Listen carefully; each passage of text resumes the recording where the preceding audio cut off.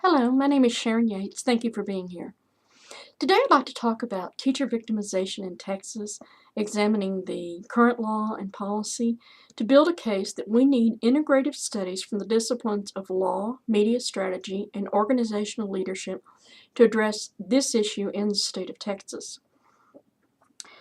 There are studies on teacher victimization that exist at the national level, and this is a worldwide problem. There are studies from other countries.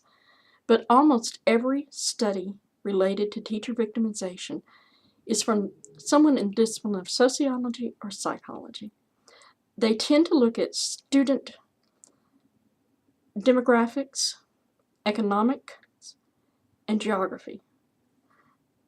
In Texas, our problems may be helped by input from those disciplines, but because of the way the Texas school system is structured, we have a serious issue with the communication and interpretation and enforcement of the law, but from district to district, from teacher to administrator to state.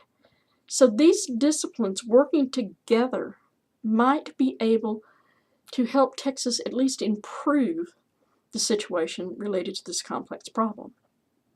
Now, to give you an idea of how big the problem is, Madeline Will of the Education School Safety Net reported in 2018 that a survey of 3.8 million teachers revealed that 5.8% of them had been physically attacked by students. Now that's 220,400 teachers attacked. Another 10%, which would be 380,000, reported that they had been threatened by students in a way that they considered a dangerous safety risk. So as you can see, at a national level, it's a huge problem. How does that come down to Texas? Well, there are no official counts that I could find related to how often it happens in Texas, but again, that's part of the problem. Texas is structured in such a way that they don't have to report it all to the state of Texas.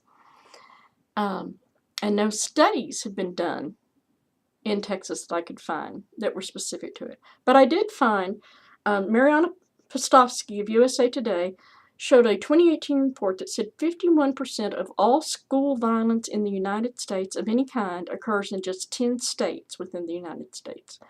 And Texas is not only one of the 10, Texas is in the top 5. So obviously school violence is an issue in Texas. Now, what are we talking about, and why am I talking about it?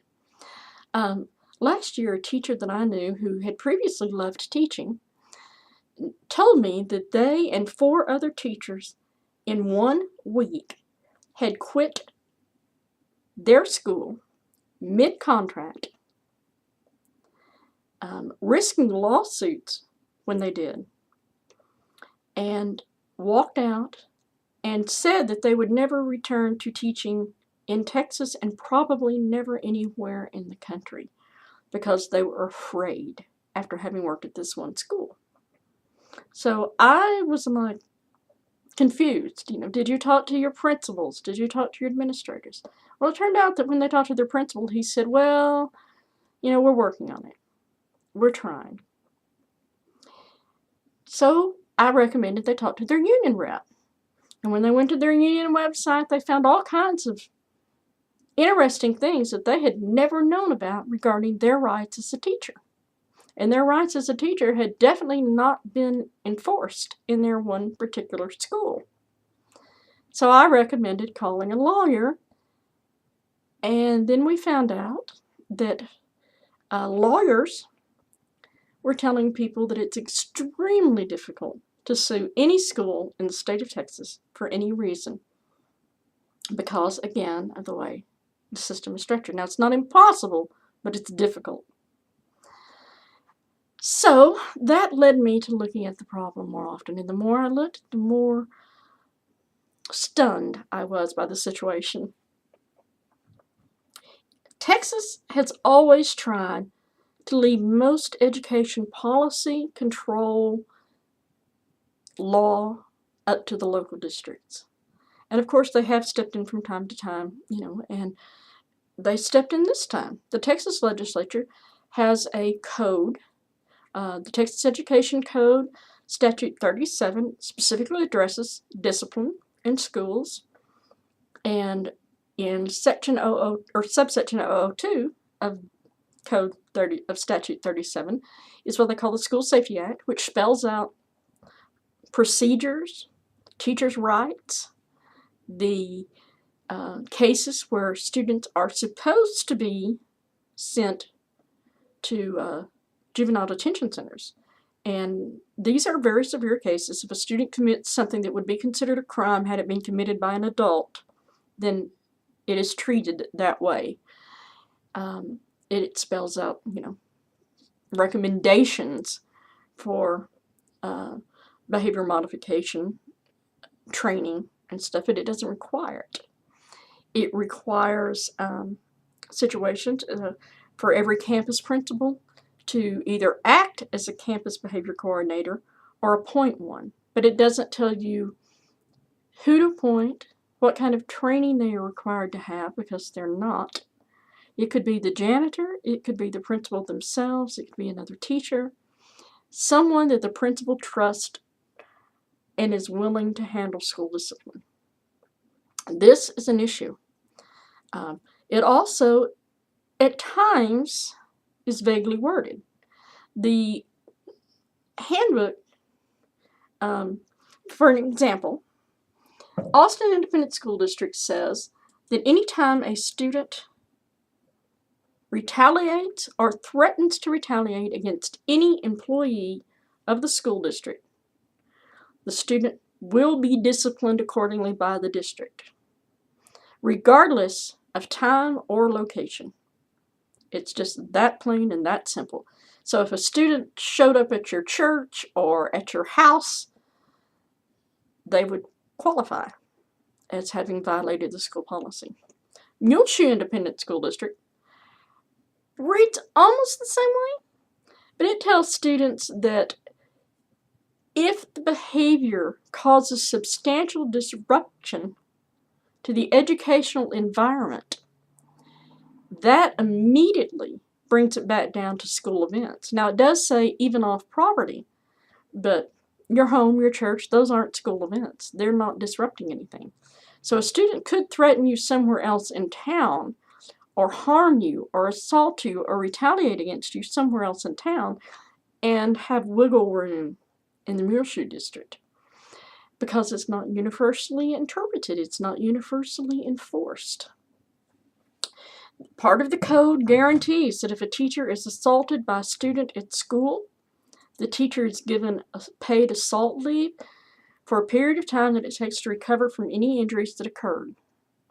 So this would seem to be cut and dried, no interpretation. However, David Lee of Courthouse News is reporting on a case that happened in the Beaumont Independent School District, where a teacher is suing for assault leave that had been denied. The situation was a student asked to go to the bathroom. The student had a history of wandering the halls instead of going to the bathroom, so the teacher said no.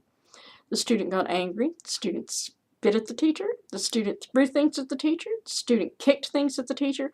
And then the student grabbed the teacher by the arm and shoved the teacher's head into a wall. The district originally agreed to assault leave, and then the district came back and said, no, the student said that they didn't intend to harm you, and assault requires intent. So now it's in court with the unions and the teachers suing the district. Interpretation matters. Reporting matters. One teacher on a union website reported that in her school, their campus behavior coordinator believed in a behavior modification plan of positivity type behavior.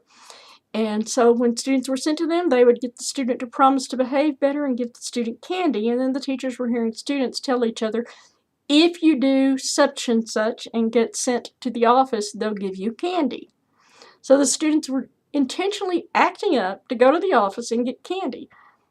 Again, this is an issue of probably not being well trained in behavior modification, but also of interpretation and organization. So if an integrative study is done to make mandatory reporting to the state level of certain offenses, to make a pathway for teachers to report without going through their own administrator or their own district would be an improvement. To make the law more clear regarding whether it is meant to cover off-campus threats or not. This type of problems can be approached and addressed by an integrative study. And thank you for your time.